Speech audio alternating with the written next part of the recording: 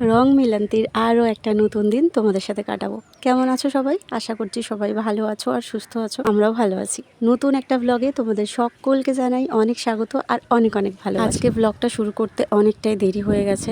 সকালবেলা ঘুম থেকে উঠে সমস্ত কাজ আমি অফ ক্যামেরাতেই সেরে ফেলেছি, কারণ একটু তাড়াহুড়ো করছি আজকে। কারণটা তোমাদেরকে একটু পরেই বলছি।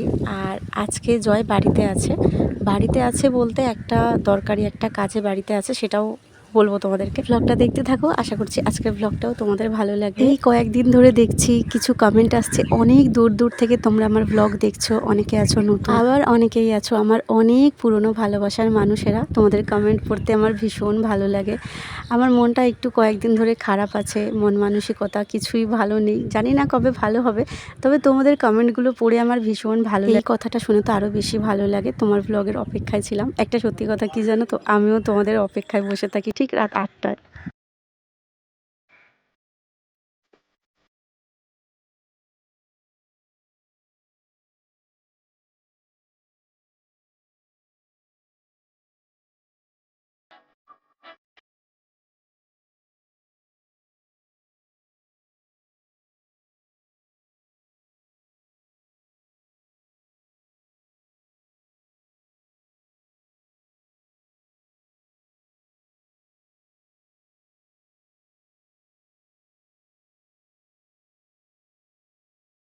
তো এখানে দুজন মিলেই রান্না বান্নার তোড়জোড় করতে বসে পড়েছি। তোমাদেরকে তো বললামই জয় আজকে বাড়িতে আছে কোনো একটা কারণে। তো আমি এখানে কচুরলতি ছাড়াচ্ছিলাম। অনেক দিন বাদে জয় আজকে, আমাদের এখানে একটা ছোট বাজার আছে, তো সেখানে আগেও আমি বলেছি সেখানে না অনেক কমে মাছ সবজি এ সমস্ত কিছু পাওয়া যায়। জয় যখন আগে বেলার দিকে ডিউটি যেত তখন ওই বাজারটায় 2-1 দিন ছাড়াই যেত। একদিন গেলে 2-3 দিনের বাজার করে নিয়ে আসতো, সবজি বাজার। আর মাছ আনলে তো ভেজে রেখে দিতাম। তো ওখানে অনেক কমে মাছ, তারপর শাকসবজি অনেক কিছু পাওয়া যায়। তবে রাস্তার অবস্থা খুব একটা ভালো না, সেই কারণে আমিও যেতে পারি না। আর জয় তো এখন সকালবেলা করে বাড়িতে থাকে না, সকালে করে বেরিয়ে যায়, সেই রাতে বাড়িতে ফেরে, তো সেই জন্য বাজারটায় যাওয়া হয় না। আজকে যেহেতু বাড়িতে ছিল তাই জন্য ভাবলো আর বললো যে বাজারে যাব। তো আমি বললাম ঠিক আছে যা, যদি ইচ্ছে হয় যা। তো ওই জন্য করে সকাল সকাল জয় বাজারে গেছিলো। আর বাজার থেকে এই দেখো 2 রকমের মাছ নিয়ে এসেছে।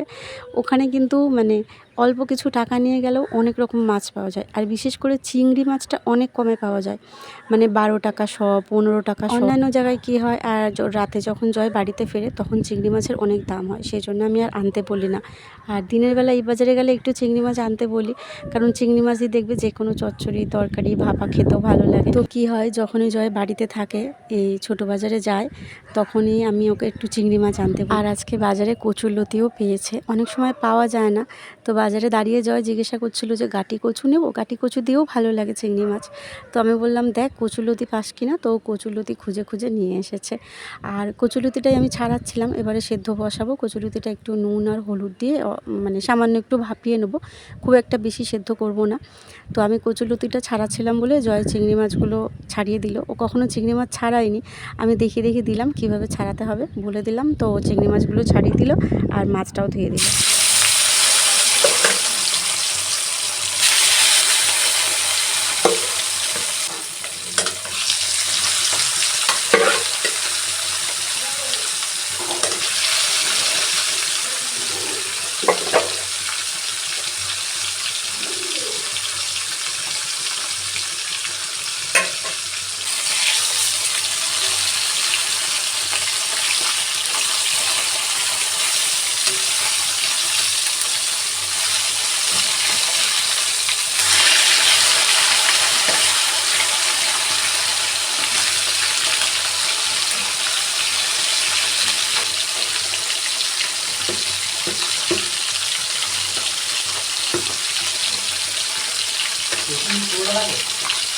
তো এদিকে আমি মাছ ভাজাটা চাপিয়ে দিয়েছি, আর একদিকে তো কচুরলতিটা সেদ্ধ হচ্ছে, সামান্য একটু ভাপাবো, খুব একটা বেশি সেদ্ধ করবো না। এই মাছগুলো ভাজা হয়ে গেলে, এই মাছটা হচ্ছে সাইটিন মাছ, এই মাছটা খেতেও বেশ ভালো লাগে, একদম ইলিশ মাছের মতন স্বাদ এই মাছটার। সর্ষে বাটা দিয়ে ঝোল করলে বা ঝাল করলে বেশ ভালো লাগে খেতে। তো আমি যেহেতু রান্নার দিকে গেছি, সেই জন্য জয় সবজিগুলো একটু রেডি করে দিচ্ছে। কচুরলতি রান্না করব যেটা দিয়ে, রসুন লঙ্কা পেঁয়াজ, তো এগুলো একটু রেডি করে দিচ্ছিল।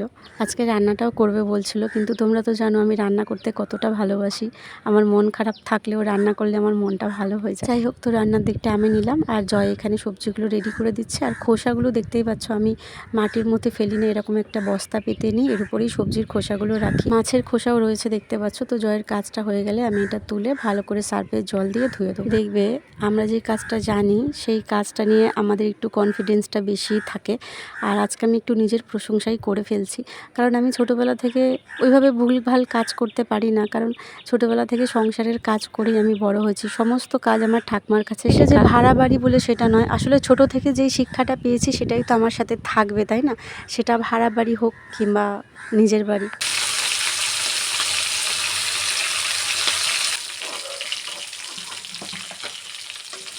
শিখতে হবে না, সর্ষের সাথে বাটা হবে কাঁচা লঙ্কা।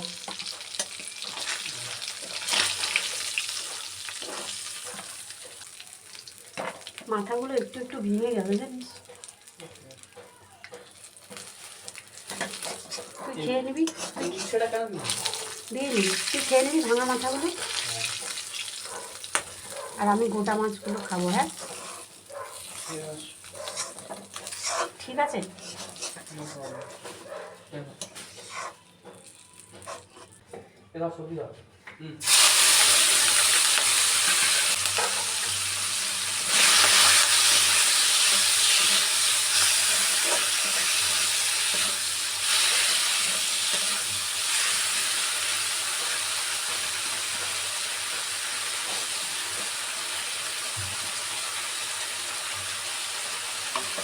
ভাজা খাবি বলে দাঁড়িয়ে আছে। আমি ফট করে ক্যামেরাটা অন করেছি, ও বুঝতে পারিনি আমি ক্যামেরাটা অন করবো। দাঁড়া দাঁড়া দাঁড়া, চিংড়ি মাছ ভাজা খাবে বলে দাঁড়িয়ে আছে, তখন থেকে অপেক্ষা করছে আমি কখন তুলবো আর ও খাবে। হ্যাঁ তাহলে ভাত খাওয়ার সময় কিন্তু কম দেবো। আমাদের এখানে রাস্তার অবস্থা খুবই খারাপ, কিন্তু তাও ও মাছ খাওয়ার লোভে বাজারে চলে গেছে সকালবেলা। দেখা 200 গ্রাম চিংড়ি নিয়ে এসেছে, তাও ভাজা খাওয়ার জন্য ভাগ বসাচ্ছে। এই কাদার মধ্যে সকালবেলা উঠে বাজারে চলে গেছে মাছ খাবে বলে। কেমন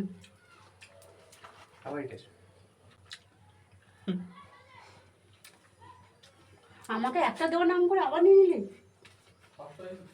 তো এখানে আমার মাছ ভাজা হয়ে গেছে 2 রকমের। এখন আমি কচুলতিটা রান্না করছি।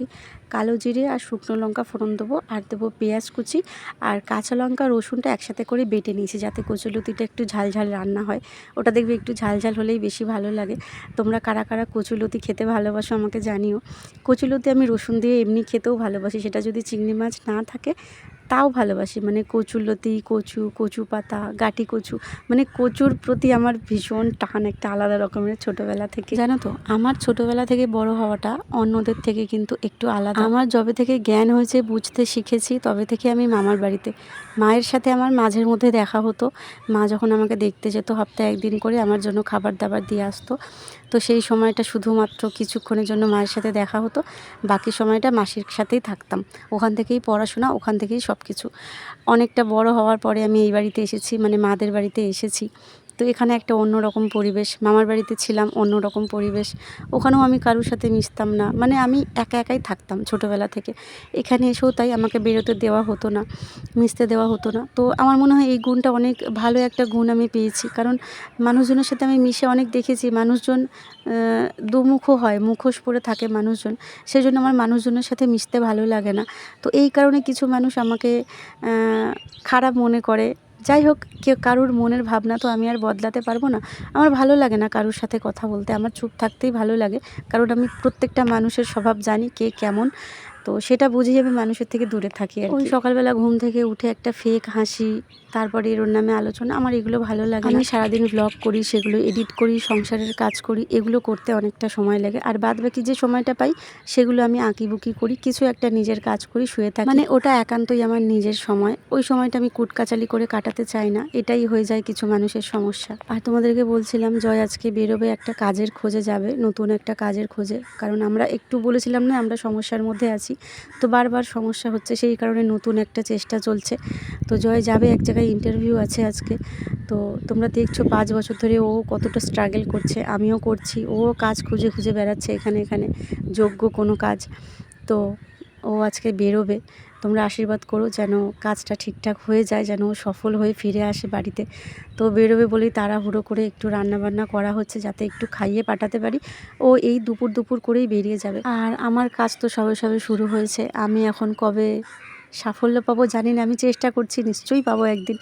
তবে ও যত তাড়াতাড়ি, জয়ের কাজটা যত তাড়াতাড়ি হবে সফল, তত তাড়াতাড়ি ভালোভাবে আমরা একটু জীবনযাপন করতে পারবো। কারণ আমরা অনেক কষ্টের মধ্যে আছি, অনেক সমস্যার মধ্যে আছি, যেগুলো হয়তো এখানে বলতে পারবো না।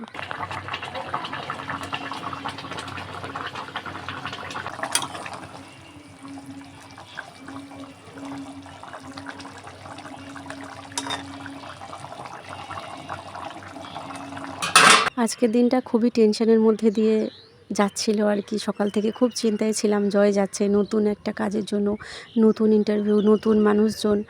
তো খুব টেনশানে ছিলাম, তারপরেও যেটুকু পেরেছি সেটুকু ব্লগ করেছি, তোমাদের সাথে শেয়ার করেছি একটু আধটু রান্নাবান্না। তো কমেন্ট করে জানিও আজকের ব্লগটা কেমন লাগলো, আর অবশ্যই করে একটা লাইক করে দিও, আর আমার পাশে থেকো, এইটুকুই বলবো। তোমাদের ভালোবাসা আর সাপোর্ট ছাড়া কিন্তু আমি কখনোই এগিয়ে যেতে পারবো না। তোমরাই কিন্তু আমাকে একটা সুন্দর জীবন দিতে পারো। আমার জীবনে কোনো চমৎকার চাই না, আমি খাটতে রাজি, আমি খেটে যাব, তোমরা শুধু আমার পাশে থেকো, এটুকুই বলবো। জয়কে দু হাত ভরে আশীর্বাদ করো, ও যেন সফল হয়েই বাড়িতে ফেরে, আর তোমাদেরকে খুব তাড়াতাড়ি আমি খুশির খবরটা দিতে পারি যে হ্যাঁ, নতুন জবটা হয়ে গেছে। যাই হোক, তো এখানে দেখো কচুলতি, এই যে চিংড়ি মাছ দিয়ে রান্না করেছিলাম, এটা দেখতে ঠিক এরকম হয়েছে, খেতে কিন্তু ভীষণ ভালো হয়েছিল। আমাকে কিন্তু জানিও তোমরা কে কে খেতে ভালোবাসো। আর এই হচ্ছে সর্ষে দিয়ে মাছের ঝাল, সাইটের মাছের ঝাল, ঝাল বলতেও একটু ঝোলঝোলই করেছিলাম, রসা টাইপের। তো এই হলো আজকে রান্না বান্না, আজকে এইটুকুই শেয়ার করতে পারলাম। আজকের জন্য এইটুকুই থাক, দেখা হচ্ছে নতুন একটা ব্লগে। সবাই ভালো থেকো, সুস্থ থেকো, টাটা।